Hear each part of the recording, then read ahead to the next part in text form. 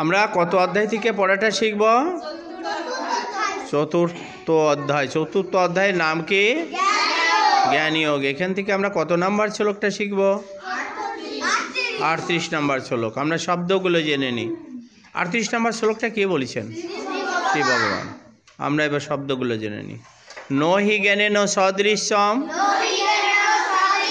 পবিত্রমিহ বিদ্যতে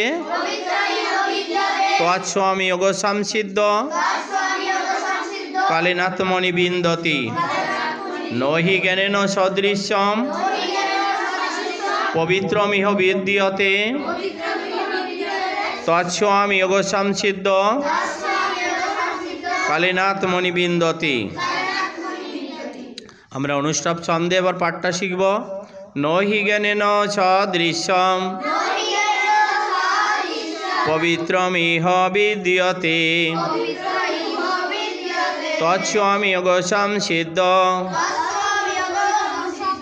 কালেনাত্মনি বিন্দতি।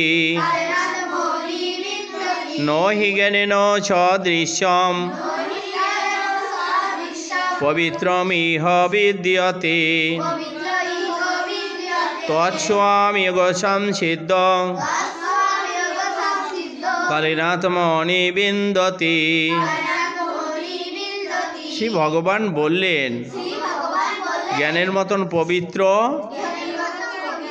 ইহজগতে আর কিছু নাই।